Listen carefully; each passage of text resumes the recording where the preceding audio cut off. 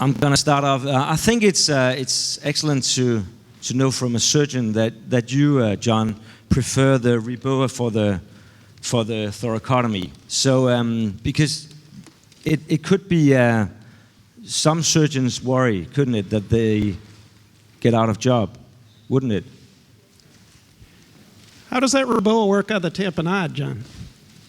Yeah, so the REBOA is obviously for below the diaphragm injuries, right? So if you blow that thing up and there's chest injury or tamponade, you're going to make the bleeding worse. It's like a tourniquet. You got to put the tourniquet above the bleeding. If you put it below the bleeding, you make it worse. I think REBOA right now, REBOA is not a trivial procedure. A lot of discussion about who should do REBOA. I think the person who does REBOA should be able to take care of the problem. In our center, it's a temporizing maneuver in patients that are approaching ED thoracotomy, exsanguination, cardiac arrest, to try to prevent that.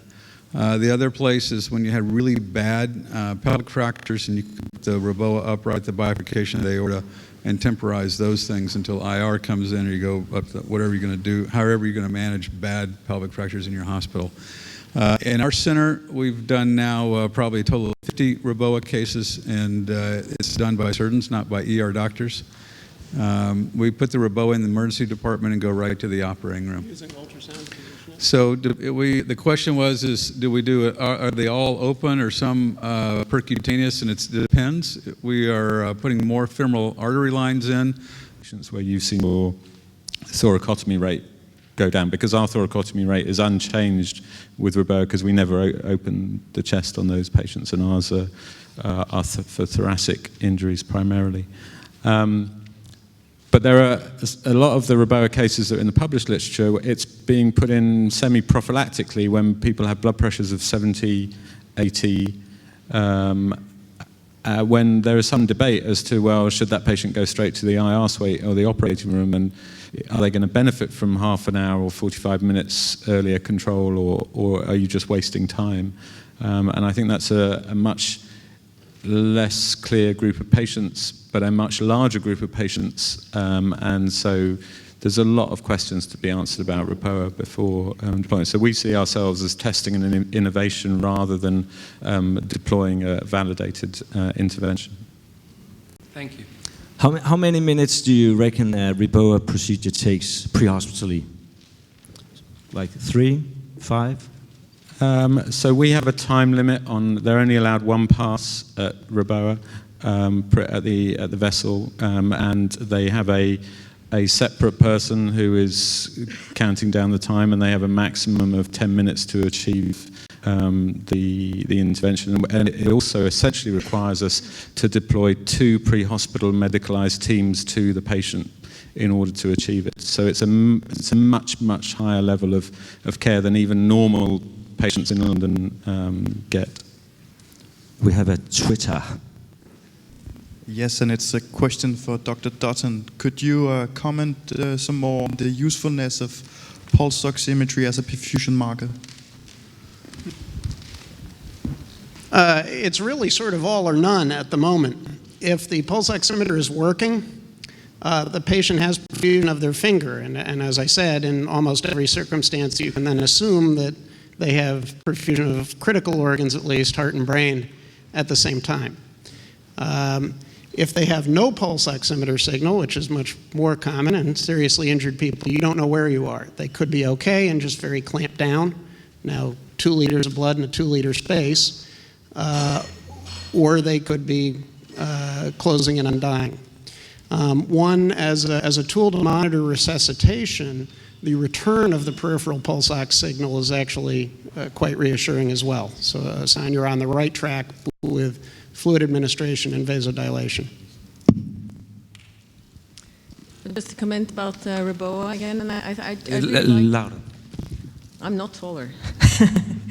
Just to comment about REBOA, and I like the way both of you are with sound skepticism and describing that there should be strict criteria, and you should actually, and the people who are going to use it have to know what they're doing, what they're dealing with. What we see and what we get a lot of emails from different smaller hospitals, and your comment, Jakob, about surgeons afraid of losing their operations, which is absolutely not the case.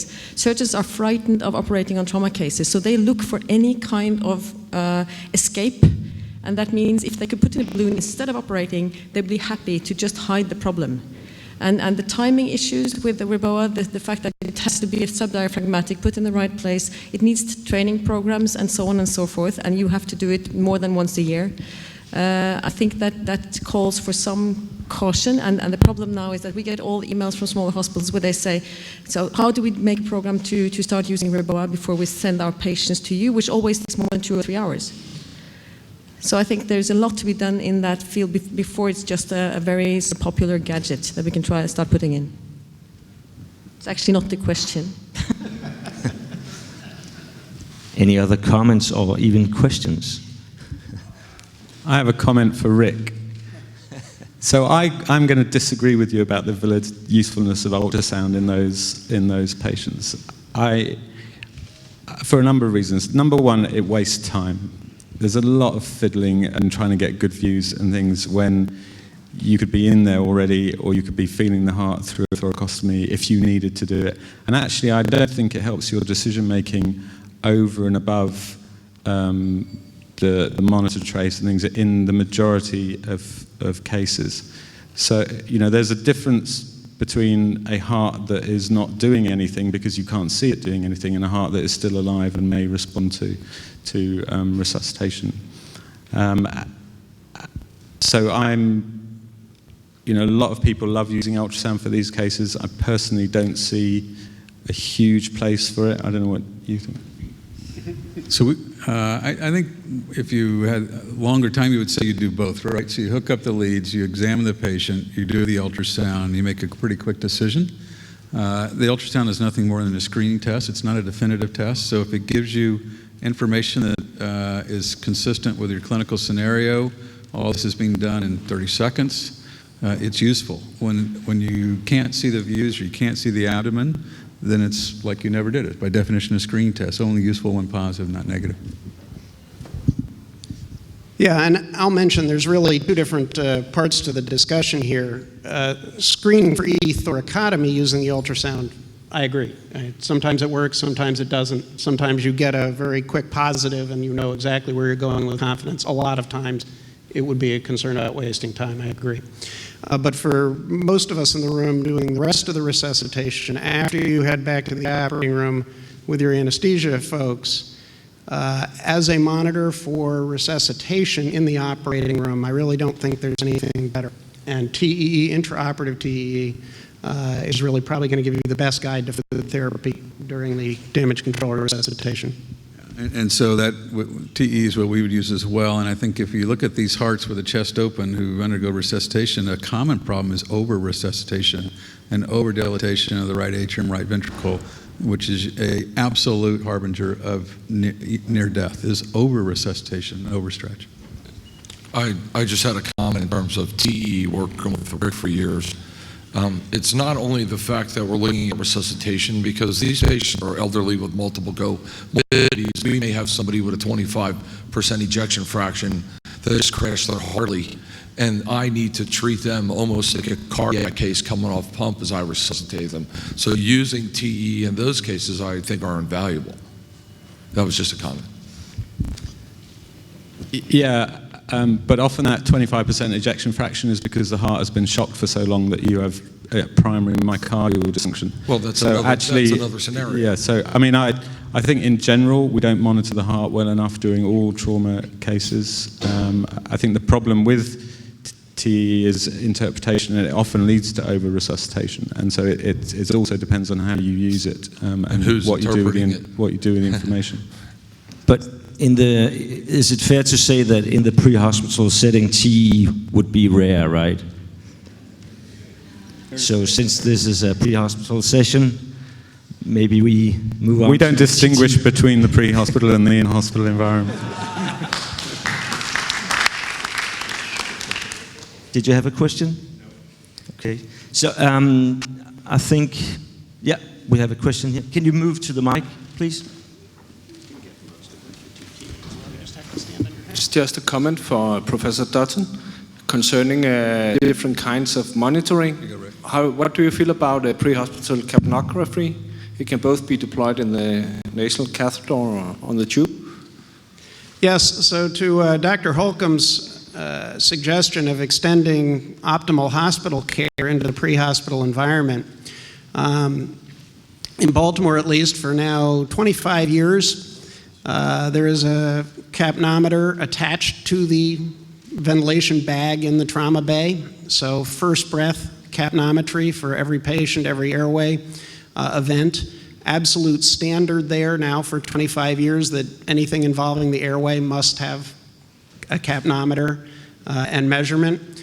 And we extended that to the pre-hospital world probably 10 or 15 years ago, first our helicopter units and then all the ground units as well.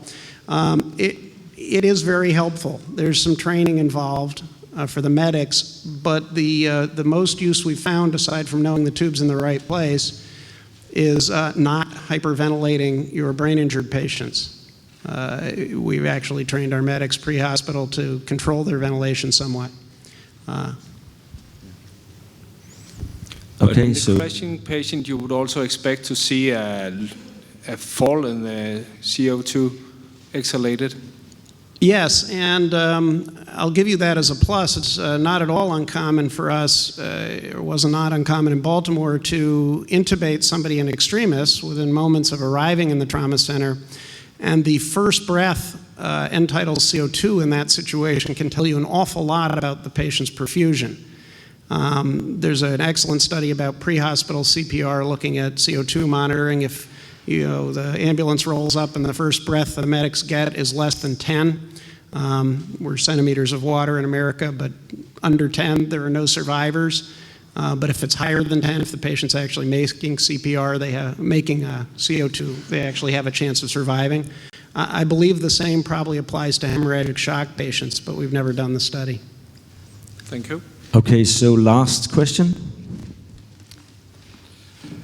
With hypertensive resuscitation, pre-hospitally, pretty much all you have is your blood pressure cuff. So do you have any ideas about what we should be aiming for systolic? And if there's anything else that we could potentially use that might guide us better, like lactate? Pre-hospital lactate is hard to get.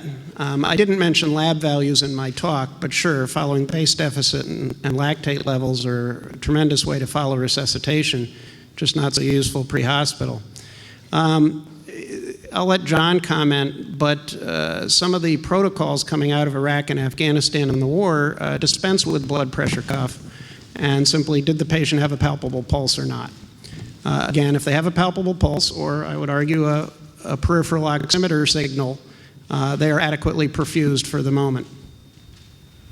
Yeah, in patients without head injuries, the ability to respond.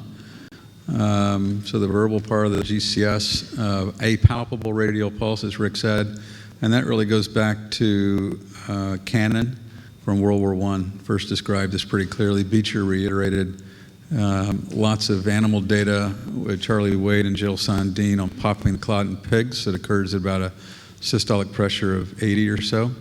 That's very consistent with the World War I and World War II data, and so that's why that's written into the guidelines. So for non-head injured patients, systolic pressure of 80 is fine. Responding, a palpable, not normal radial pulse is fine. The question is for how long? How long? That's an unknown, actually. Telling the pre-hospital provider to titrate to a blood pressure of 80 is easy to say and really hard to do. But the pre-hospital environment's hard to do, so it's just another hard thing to do until you get in. But you don't want to pop the clot and cause more bleeding. I think that's very clear from experience and hundreds of thousands of casualties and well-done animal studies. So we've just reviewed all the evidence for this as part of a national guideline development process. And actually, if you look at the randomized trials that exist, they're recommending you maintain maps of the order of 50 as the ideal. This is again in the non-head injured patient. So the new guidelines say central pulse, not radial pulse. It should be the target. Now we have short transport times and things in the UK, so that may not be widely applicable, but it's resuscitate to a central pulse. I think the other thing is that femoral or carotid. So the other thing is that in the pre-hospital arena, like restoring perfusion is not the goal. You're not there to restore perfusion, and so lactate or capnography or anything is not what you're out there to do. You're out there to maintain basal perfusion in the face of active hemorrhage, and so things that tell you that the lactate is bad or whatever it is aren't actually going to help you. You just want to be perfusing the coronaries and the brain enough so that you get to an operating room or an IR suite or a REBOA catheter with a hemostatically functioning system. Excellent. That's a good point, wrapping up this session. So give a big hand to the three speakers.